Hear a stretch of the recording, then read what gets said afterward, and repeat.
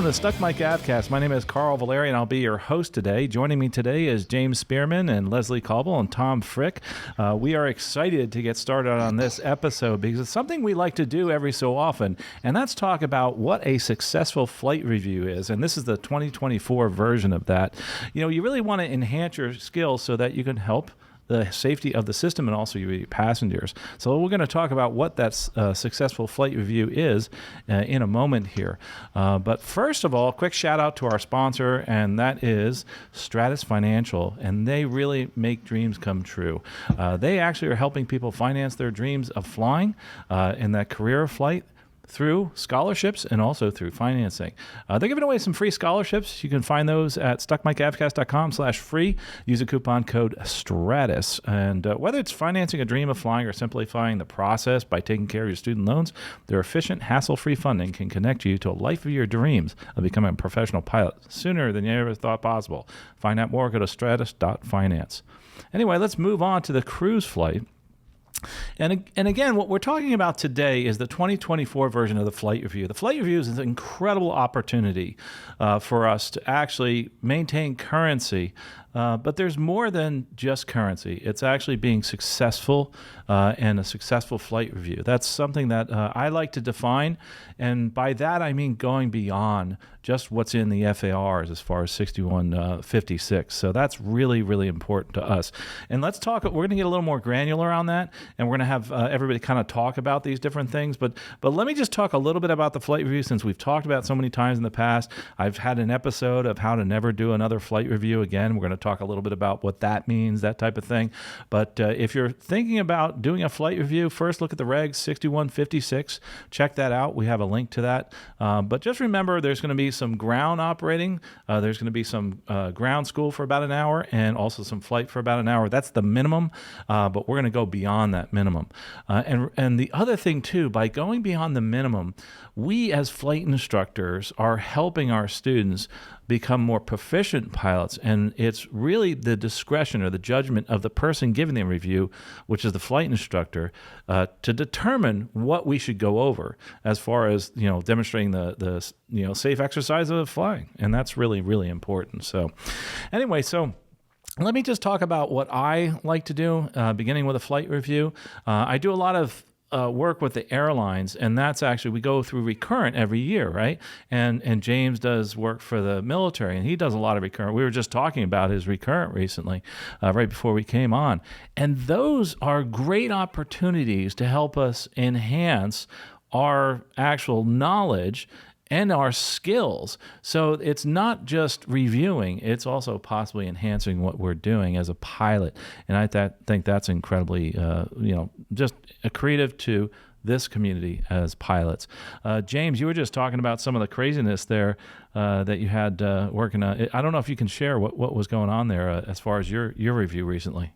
Yeah, so the military, they take proficiency fairly, very seriously, and they've got a little bit extra dollars to spend also, probably compared to the airlines. But we're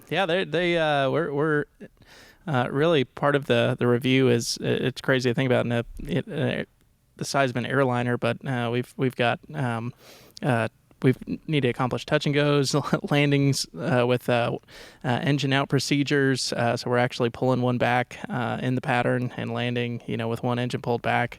And we're shooting approaches with one engine pulled out. We're also doing, we're encouraged to do a circle holding procedures, and then also, air refueling, which is our bread and butter.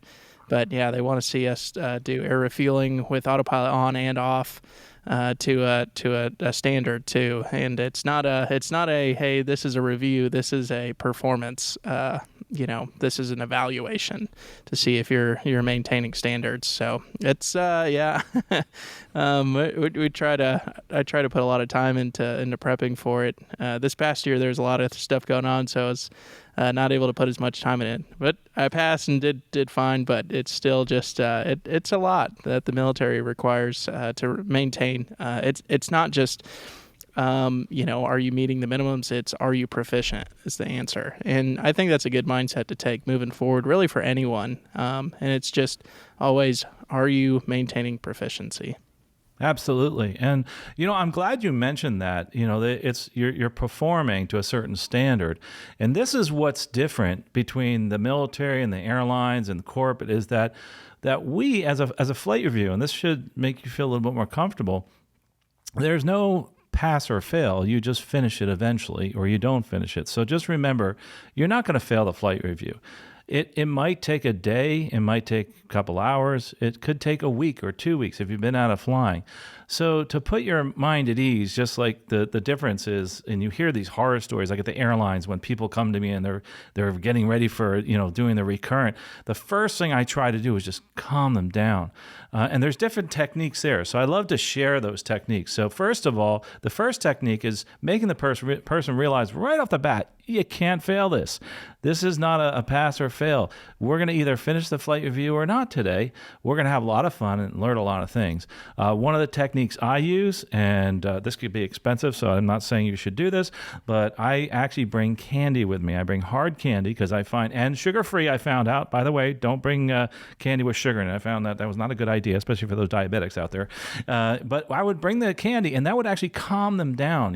Their mouths get a little bit dry, and that is one of my techniques as far as getting ready for the flight review and trying to get people to calm down.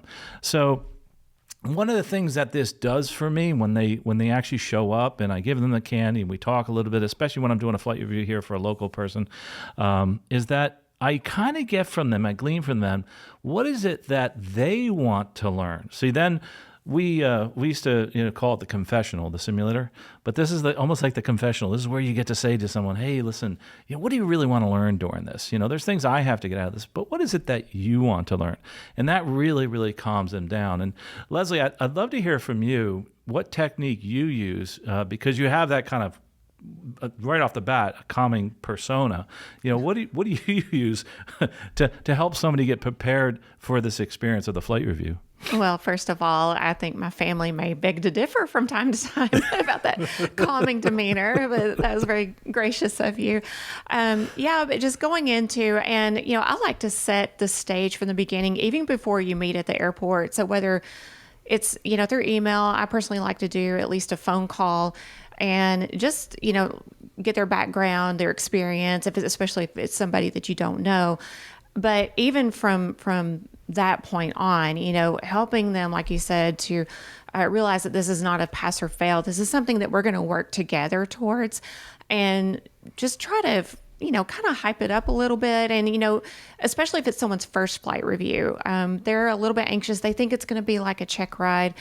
But let them know, no, it's not that. And we're going to work together to find out what your mission is, what your goals are. It could be training goals or just goals as an everyday hobby pilot.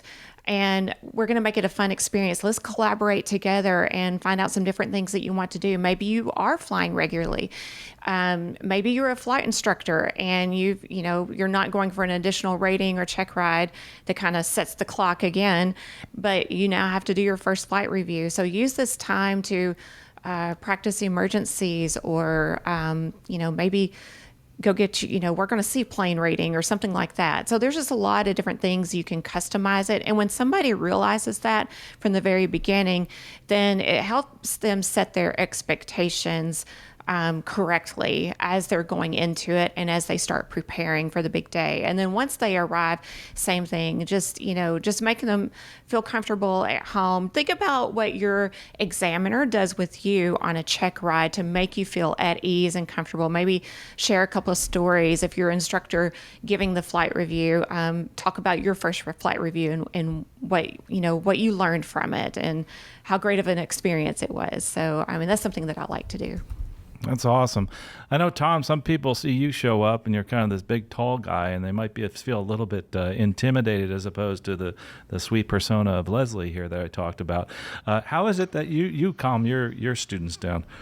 I don't know. I think Leslie had some really good points there, and it's the same way for me. It's just let's just talk about what we're going to do today and how it's going to be, and what you said. This is not a pass or fail situation. I do explain that, if this ends up being unsatisfactory by the end of the day, it turns into a flight lesson. And we talk about it, we figure out what we're going to do to move forward, and we're going to talk about what you need to sharpen your skills so that you can come back the next time, and hopefully we'll get a satisfactory flight review done. until then, I mean, let's just take it easy and do what we came here to do today. We're going to go through and do some maneuvers. And I think the one thing I set a lot of people with flight reviews at ease with is, I tend to let them know there's not going to be any surprises. They come in sometimes like, oh God, what is he going to do to me? And I tell them flat out that, I don't do surprises. We're going to go through and we're going to talk about everything that we're going to do, and we'll go through and make this work so that it ends up benefiting you the way that this review is supposed to benefit you. So, Leslie, I'd like to circle back as far as, now we've calmed the learner down, and we've told them, hey, listen, you can't fail this. This is, if we feel that, and I don't like to use the word unsatisfactory, but if we feel like we need more training, we'll go ahead and do that. How is it? How do you actually go about analyzing the learner from an instructor's perspective? How do you do that? Well, there is no cut and dried, evaluation. Yes, they have to perform to standards. If they're a private pilot, they need to perform the maneuvers and the takeoffs and the landings to private pilot standards. Same thing for commercial or, for ATP. If it's a flight instructor, you expect a higher level of performance on the stick and rudder skills, on those physical skills in the aircraft. But beyond that, it really is customized to and tailored to the person. If you want to put an overarching subject to it, is emphasizing safety, making sure they can do those maneuvers, maybe throw in some emergencies, because at the end of the day, the FAA requires this of us as pilots. Because why? Because they want to cut out accidents. We want to avoid accidents. So safety is the bottom line of that. So, with everybody, when I, as the flight instructor, as I'm evaluating the person, I kind of lay it out and I leave it on the plate and then put the ball in the court of that client or that pilot. And I just say, I'm watching you, I'm evaluating you. I'm not, as Tom said, it was a great point. This is not a flight lesson. I may say, hey, let's do this. But I'm just observing you to make sure that you're flying safely. And it's kind of like a show and tell approach with the pilot. Something I like to do is assign some kind of assignment, like a cross-country planning assignment, weight and balance, that they come prepared to the lesson with that. And then I just sit back and watch, and I just say, we're going to go on this flight today. Just talk out loud. Tell me how you prepared for this flight. And we can go to 91-103, the pre-flight requirements. There's an acronym for that, NW Craft. So where are you getting your NOTAMs? There's different places you can look for it. It could be on ForeFlight. It could be online on a website. So I just want you to walk me through, how do you get your NOTAMs? How are you getting your weather? Tell me how you planned your fuel. Tell me about, if we have to divert to this other airport, how are you going to, in the plane, look up that airport information to find out how long the runway is, and are we going to have enough fuel to make it there? So it's just like a discussion like that one thing leads to another. Observing their single pilot resource management skills, their risk management before the flight and in flight, when I may throw that diversion out at them. But the whole gist of it is I want them to make the decisions, and I'm evaluating how well they're making those decisions. Are they staying within the regulations? Are they being safe? Are they handling their emergencies? And the whole time, whether it's discussing things on the ground or in flight, I think, would I put my spouse with this person and let them go on a flight with this person? Are they that safe? Do I trust them that much? Because they're going to be taking their spouse or their friends or, up. So that's just kind of what I look at, overreaching. I could go into a lot more detail on that. But yeah, safety is the bottom line. Yeah, I love that fact that you mentioned. Would I put my family on the airplane with that person? And that's a real good tool there. When I'm evaluating people during a flight review, James, I don't know about you, but coming from a very structured environment, I have to reset my brain and say, okay, wait a minute, I'm in a different environment here. Do you find that when you're helping other people that are trying to do a flight review that come from a background like yours, when you're doing that flight review, you have to shift gears, and how do you do that? Yeah, like you said, it really is two totally separate worlds. In the military side, it is an evaluation. There is a pass or fail. You can definitely do bad enough to not fail means you're going to need retraining, but you're not mission ready. So there is definitely a pass or a fail. And you kind of see this. I think a lot of it's been kind of aged out, but there was definitely instructors on the civilian side that I would use every now and again that had that sort of background, and they were the hammer. And they would, they didn't have a very, easy environment to really learn. And I do think the flight review is a great time to sit down and really assess, because you're kind of assessing the past. And I'd view that with kind of my tanker check ride too. How well did I stay proficient over the year? Did I invest enough time in this over the year to stay proficient? Because it's not just that flight; it's all of the time that you did. And so sitting down, I really like AC 6198 Delta in the back of it. It's all about the flight review and the instrument proficiency check. But there's this sheet that has where you're at and what are your goals. How many, and it's a time to sit down and kind of plan your year out. How many hours should I fly this year? How many instrument approaches? How many night hours should I fly? And then breaking that down into a month by month, okay, and into bite-sized chunks, because remaining proficient really it's about reps, and it's not just I spooled up just for this one ride. And I'm preaching to the choir myself. All of us get busy, and you got things going on, and you haven't flown in an entire month, and then try to hop back in and go. Which, I mean, a lot of GA planes you can do it, but when you span that out over 6 months, where's your proficiency at really? So I think it's a good time to reflect and just, what are my goals over the next year, and really plan out my proficiency.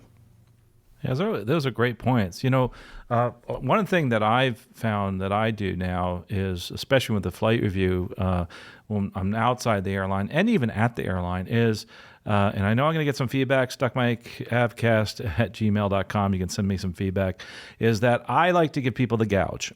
So beforehand, I love to have them calm a little bit down by knowing what they're going to do during the flight review. So what do? Like you said, you just actually had a piece of paper or something online where you can review, an advisory circular. There's also some commercial products out there that you can look at, and I will actually hand them those products. Like ASA has one for the flight review, and I say, this is what we're going to go through, is this here. And again, this is not a pass or fail, and this looks really big, but it's going to be a subset of that. But no, this is where we're going to stay, in those bounds. And I may actually give them a couple of things to actually review, and I'll say to them, even to start off, so they feel confident, and I like to build their confidence, I'll tell them, listen, I'm going to give you this scenario. We're going to fly from this point here to another point somewhere else, and there's like some military airspace in between. I don't mention that. And I want you to tell me what you would do as far as when you're planning this flight today to fly from point A to point B. And hopefully, they'll actually bring up the fact that they're might possibly fly through military airspace, and maybe they need to go around that type of thing. But I'll actually give them something very specific, so they have something they can grab onto and I can say, hey, great job. So that's really important. I want them to feel good about themselves right off the bat, because something else that can happen here in a flight review, and I see this all the time doing training, is, boy, it can unravel really quickly. So you have to kind of stop that from unraveling and say, okay, that was a really terrible stall. I'm saying this in my mind. I wouldn't tell them that. And I'll say, okay, let's try something else, and we'll come back to that again, just so I can look at it one more time. And then I'll do something really easy, and they'll have a success, and then go back and actually do maybe that stall or something that they weren't able to do properly. And I think that helps a lot, just going over those things. And also another thing is that On the ground portion, let's get a little more granular about this. On the ground portion, going through different scenarios, I think that, and we all want to go through these scenario-based type of training. So I'll give them that. I'll also give them the a scenario where it's dealing with passengers, family, friends, and go over those type of things, because sometimes we don't talk about that. We don't talk about what if someone brings their dog on board, or their cat, or they bring their child and they start getting sick. What are you going to do? How are you going to prepare for that? I always have air sickness bags. That's what I do when I bring those people on board. So I'm just kind of wondering if, and I'd love to hear from some of the other folks here. Tom, is there anything that you prepare as far as like a scenario before you actually come to the fore? And also, what other things can they look for that are products out there that are even free? Yeah, so but when I do a flight review with somebody, if I'm going to do the minimum required hour ground, I generally have the discussion with them beforehand. They've asked me to do a flight review with them, and then I spend some time with them. I use the document that James was talking about, the 6198 Delta. Those are great questions in the back to just start getting a feeling for what kind of pilot is this? How much flying are you doing in the last 3 months, the last 6 months, the last year? What type of flying are you doing? What type of pilot are you? And once I start getting a feeling for that, then I start getting into the goals part. What is it that you're trying to get out of this, and what can we work on? How are you going to move forward from where you are right now? And then I assign them usually some type of flight plan, and the same thing. I try to pick something that goes through some, busy airspaces and things like that, and they end up becoming discussion points. And really, once you sit down and go through all of those pieces, I can formulate a pretty good hour plus of just time of just having discussions with that, even before we, start pre-flighting and getting to a point of talking about what the flight is going to look like that day. Let's see. You want me to go on with some of the stuff that I've found how they can prepare beforehand? Yeah, absolutely. Yeah. So one of the other things that they can do is can prepare for a flight review beforehand through like the FAA Safety Wings program. That is one of the things that they can go out there and they can go and get a phase of wings on the FAA Safety website and show up, and that basically goes towards that hour of ground school. They used to say it replaces it, but it never does, because there's still tons of stuff that you still got to discuss on the ground. But it takes it to a place to where we start from a different point. Now I know that you have the aeronautical knowledge that you need to get through the flight review, and we can move on from there. There's other tools that go along with it. One of the things on the FAA Safety website is the ALC 25, and this was put together by actually a friend of yours and mine, Carl, is Dave Baer, who worked for the Tampa FSDO, and he had put this together, and it's basically a flight review prep guide, and he set it up in a way that goes through the PAVE acronym. So it talks about the pilot, it talks about the aircraft, it talks about the environment, it talks about external pressures. And this also goes toward that hour of ground that you need to complete a flight review. It's really, really good information, and it goes through, and it's linked up very good with all of the resources that go along with this, and answers all your questions. And really, if you have any weak areas and go through this thing, you'll find the answers there. It's a really, really great product. And I recommend it to students constantly to go through and do that beforehand, before they ever come see me for the flight review. And most people go through and do that. Again, it comes down to the level of pilot that I'm going to fly with, which I've done, guys who only got maybe 200 hours, and have just got a private pilot, and they haven't flown that much yet, but they're ready for a flight review. The other type is flying with somebody who has been, is a career pilot.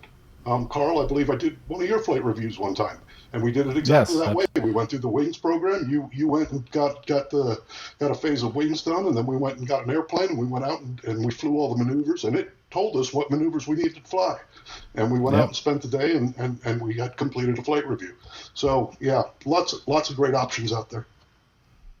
So Tom, I don't know if you, just a little history here. That's actually how we met. If you remember, at one of the safety seminars that I was doing at National Aviation Academy over in St. Petersburg. I was a lowly private pilot when I met you. Yes, that was a long time ago.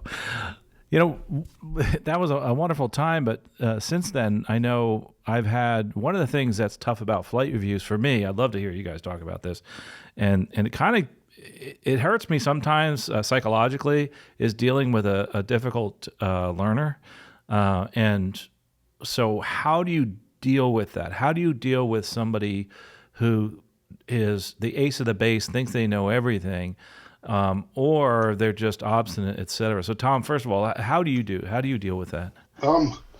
Yeah, I've had a couple people, not very many. It's only been one or two that I've had that have come across that really thought they had, they were the cat's meow when it came to aviation, and it's a conversation that I'm willing to have with them, to sit down and go, you know what, I see a lot of this, they talk about the hazardous attitudes. And I tell them, I see a lot of this machoism here in you, and it's not going to serve you well.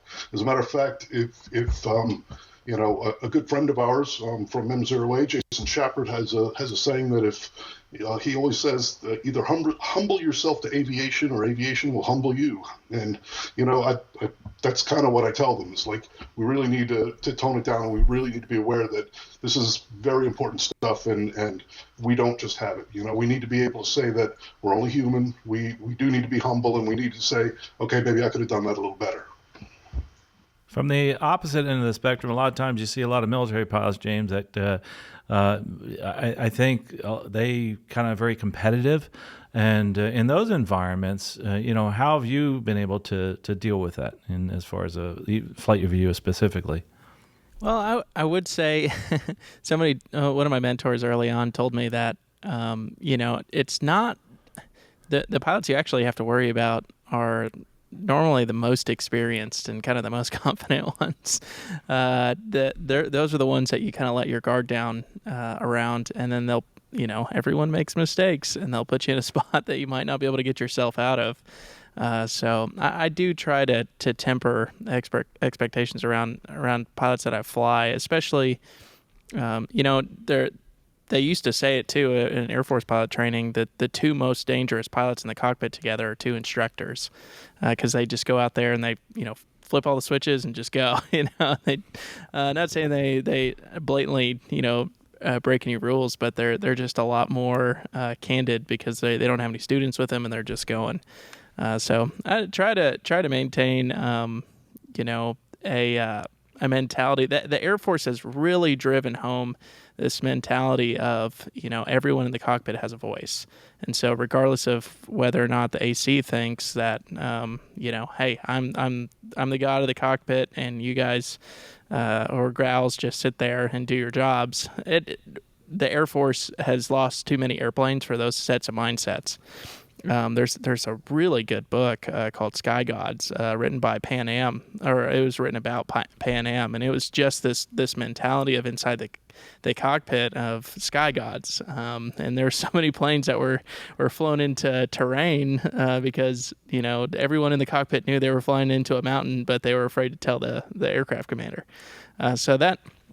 I will say in aviation nowadays, when I first got in, maybe that mentality was still around a little bit, but boy, it has really been beat down now that, hey, everyone, if you see something, please say something. And it doesn't matter what experience level, everyone makes mistakes. Absolutely. And remember, a lot of times what we're talking about here are really the 1%ers, 1 or 2% that are really difficult to deal with. But they're usually the ones that we talk about the most, and those are the ones going to affect us as an instructor psychologically and also going to affect our next student. So Leslie, how is it that you deal with those 1%ers?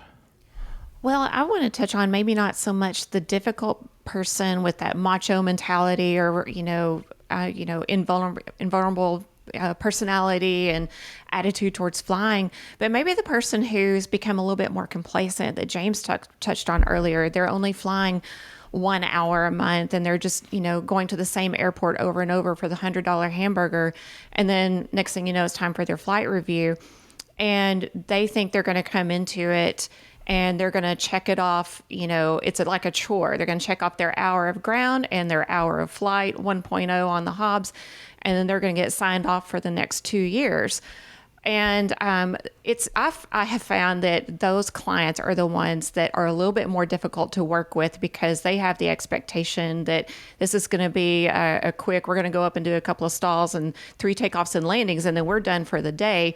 And our hour of ground, we're just going to sit around and hangar talk and tell stories. And I've probably run across more like that than any other type personally.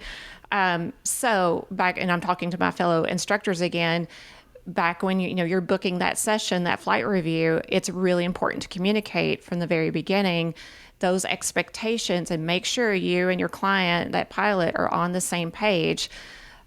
Because it's your signature at the end of the day. If they have an unsatisfactory performance, and then you sign them off because you felt pressured to, if that happens, they 2 months later down the road have an accident, the NTSB, the FAA, they're going to be giving you a phone call and asking about that flight review. So think carefully before you just pencil whip those endorsements, for the flight review down. And for our pilots out there, when you're approaching your flight review, have that expectation.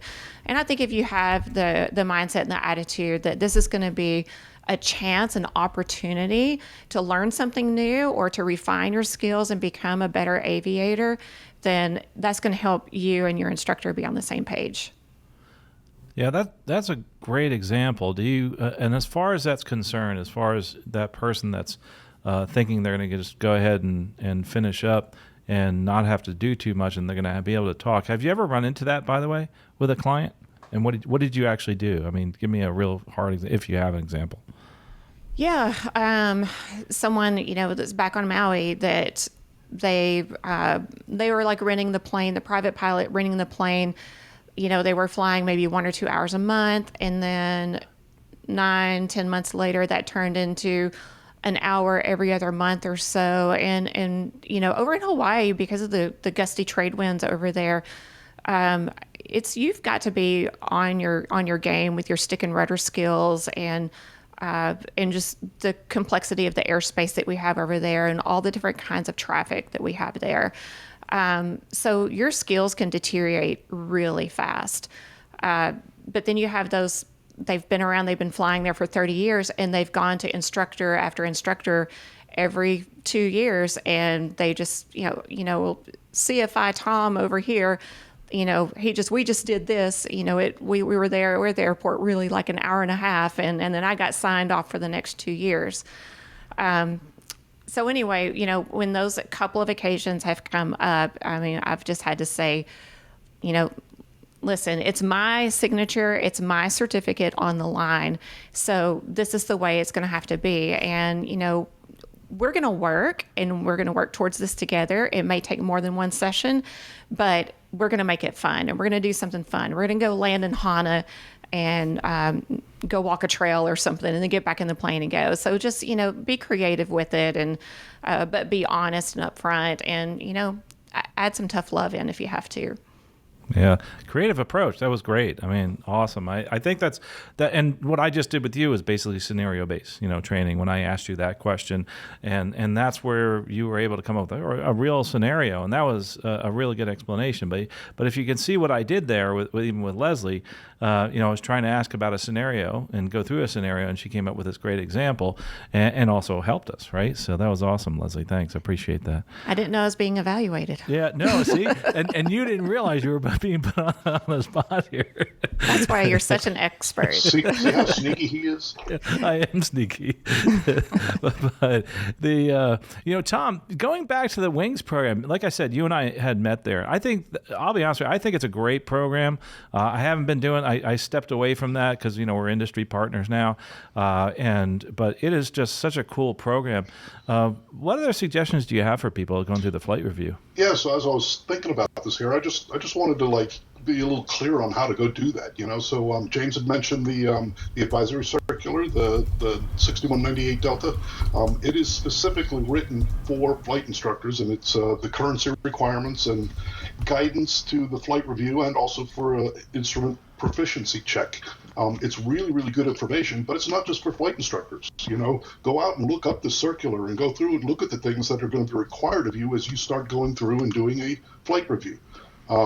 As far as the wings program is concerned, you can just go to FAAsafety.gov, and there are boxes right on the home page. Find the one that says wings, and in the lower left-hand corner of it, there's a user guide that's there. And it makes everything very, very clear on how to use this thing and how to go through and what it's for, and how it can benefit you as a pilot as you move through and get, consistent remedial training.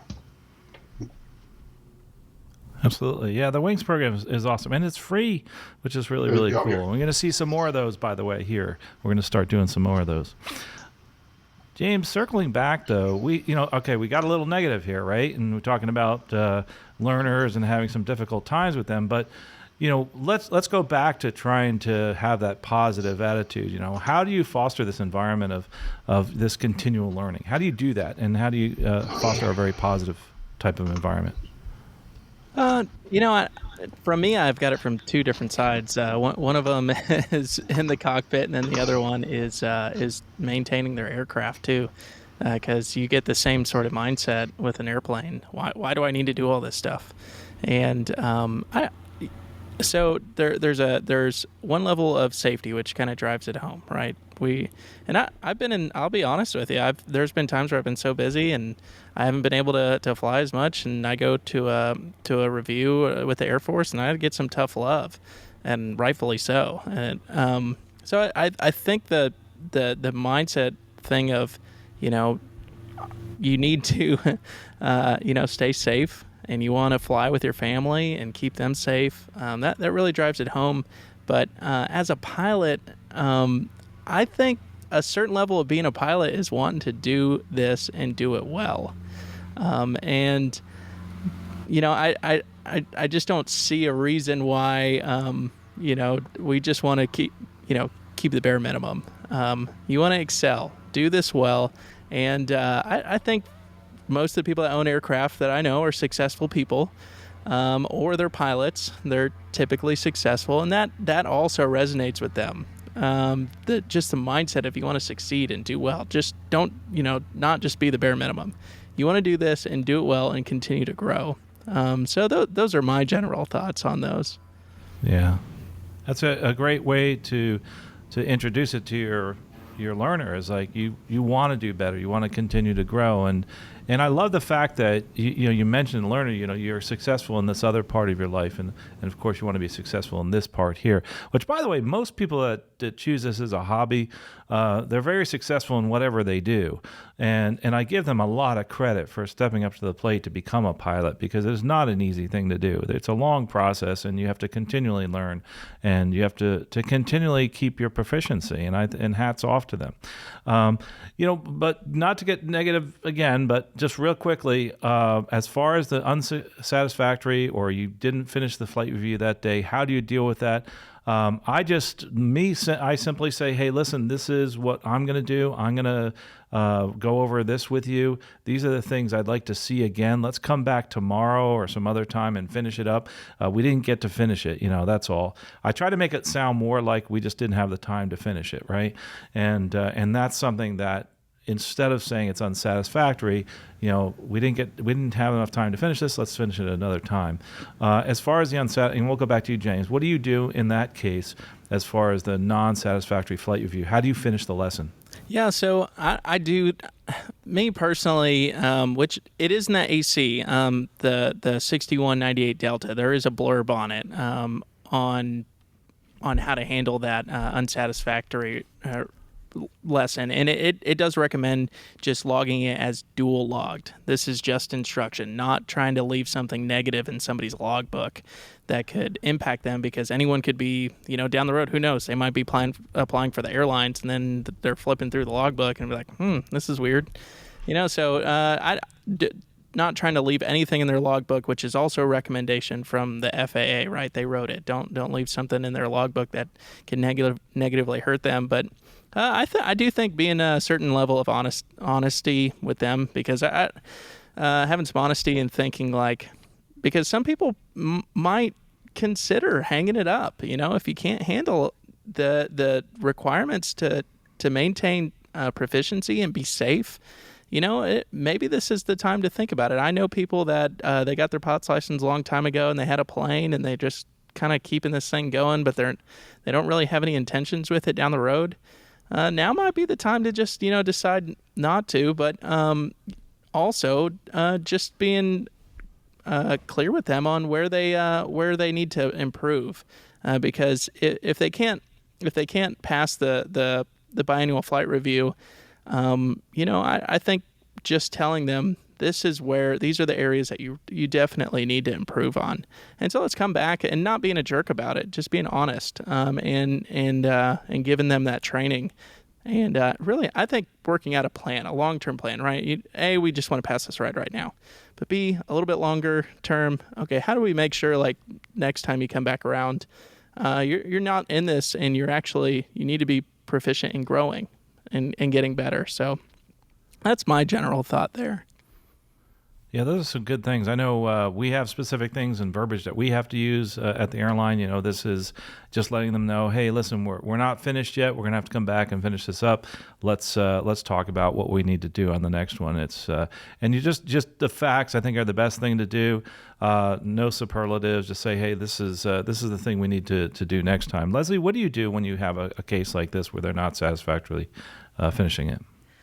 Well, back to our conversation and setting those expectations before you even start. Part of that conversation that I have with the pilot is, the FAA guideline that we're given as flight instructors is if you haven't been, I'm just for example's sake, if you've not been flying consistently and not, you're not up to proficiency for the last 3 years, then we're probably going to be spending a minimum of 3 hours in the plane together. So whether we do all of that in one day or, we fly today, we wait a week, we fly another hour or so.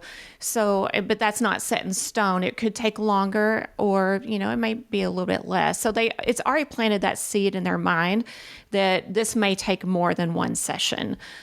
So be very upfront and communicate that from the very beginning. Also, you can always, as James made some really good points about not making them feel deflated, being honest with them and transparent, but keeping it positive as well.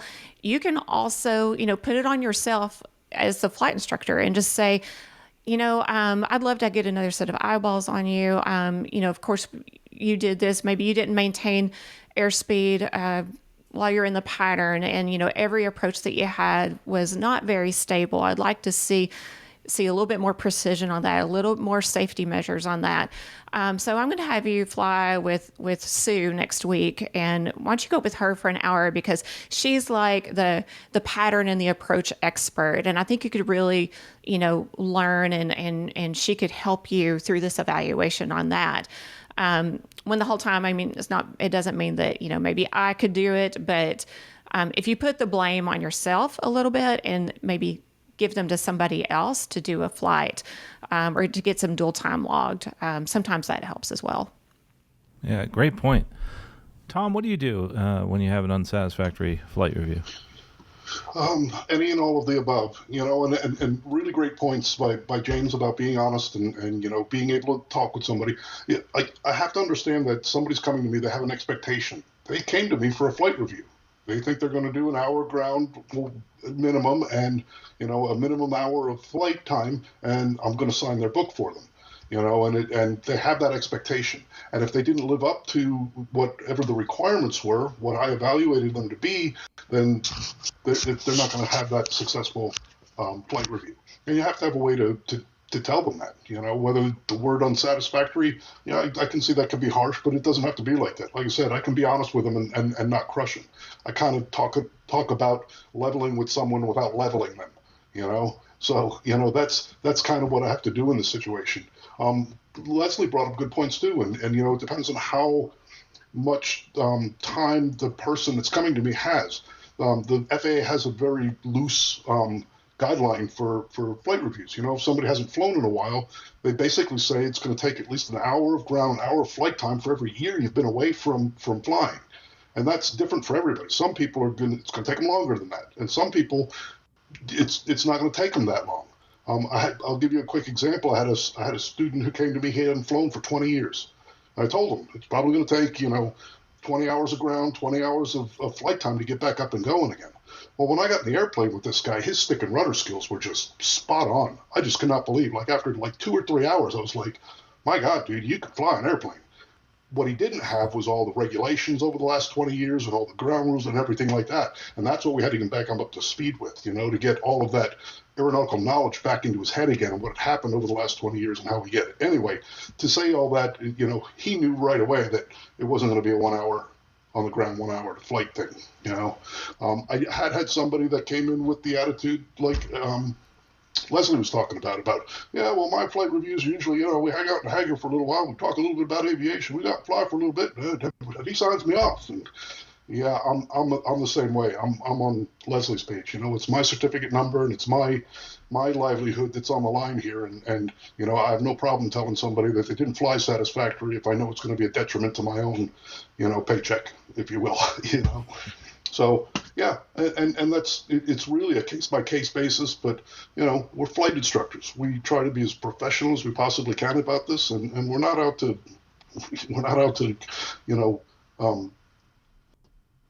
unsatisfactory anybody, if you will. Yeah, absolutely. Yeah. We don't want to do that. No, we don't.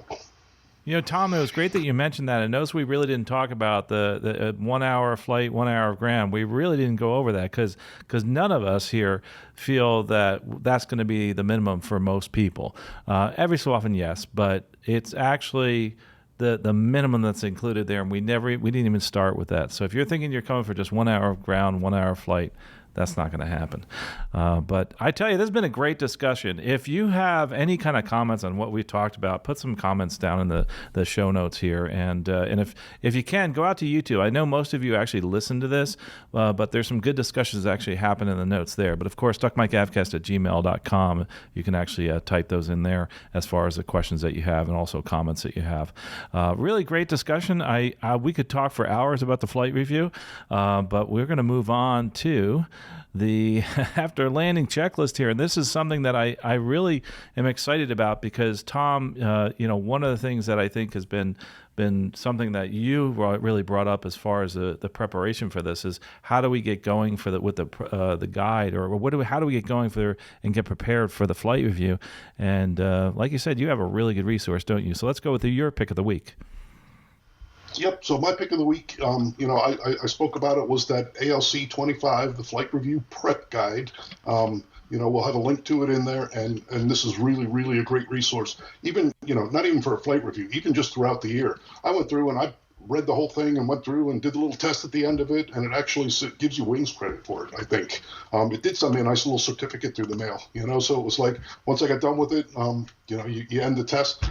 I believe it's one of those tests that you can't fail. So if you go through and it's FAA Wings safety program stuff, so it's one of the tests that as you go through, you can, if you answer questions incorrectly, you can go back through, review, and go back and re-answer the question, and then get to a point where you walk away from that satisfactorily. But yeah, the ALC 25, and by the way, that was one of Leslie's suggestions as well, because I know she uses it with her students as well. Yeah, she sure does. She was talking about that before. Well, Leslie, let's move on to you for the pick of the week since you're queued up there. All right. Well, my pick of the week is kind of on the same lines, but since Tom and James and Carl, you have all given so many excellent resources that the FAA gives us through the WINGS program specifically and through the advisory circular. Another one is through AOPA, and they have something called a focused flight review, and they have different profiles that you can take to your instructor, and it's like a syllabus for a flight review. Now, if you go through these, you can see the different points and the things that you'll touch on during the flight review. You'll see that this is more intended probably for the more proficient pilot when it's time for your flight review, but you have been flying consistently. You feel like your skills and your aeronautical knowledge are up to speed. So what am I going to do on my flight review with this flight instructor? Well, these are some great ideas. Some of the ones I have are like positive aircraft control, IFR proficiency, and it's VFR flying, but IFR proficiency during your flight review. There's mountain and backcountry flying, seaplanes. You could do something they've got one for helicopters for our rotorcraft pilots, and expanded envelope exercises, learn to turn. So these are just a few of the ones that they have. Just excellent products out there if you're just scratching your head wondering what to do on your flight review. Awesome. Thanks. My pick of the week actually is a course that we put together with Len Costa, the person who actually put together the Stuck Mic AvCast in the beginning. And it's coming up on that season again. And that is the Practical Guide to Winter Flying. And you can find that by clicking on the courses at the top.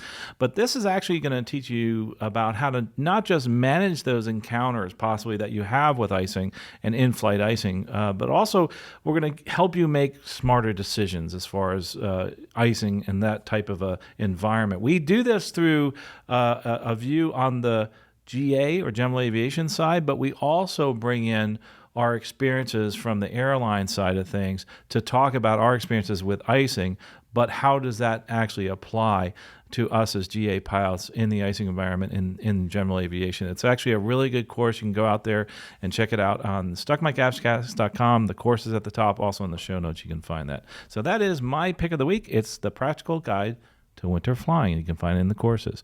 James, what is your pick of the week? Yeah, so my pick of the week, which kind of we've already talked about it, but is the AC6198 Delta. And specifically in there, which there's just a ton of great information, but Appendix Charlie is the sample pilot's personal aeronautical goals.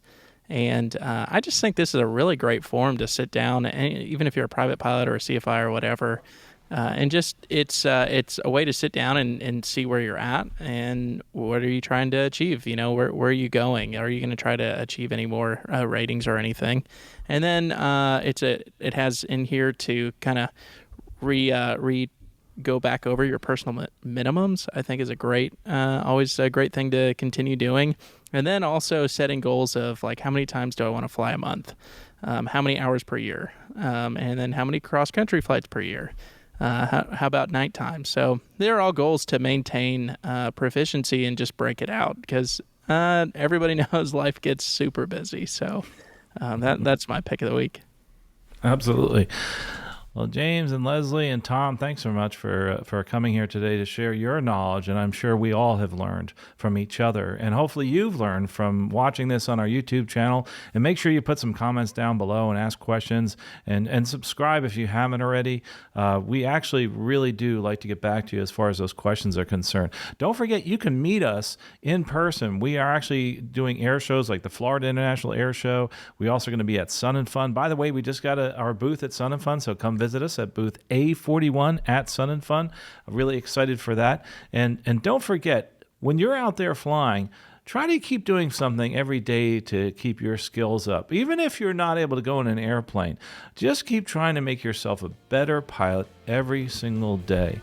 And I am excited for you because I think that this episode of your flight review is really going to be helpful towards your career as a general aviation pilot, but also it's going to help in safety for your family and for your friends. We'll talk to you next episode. Safe flying out there.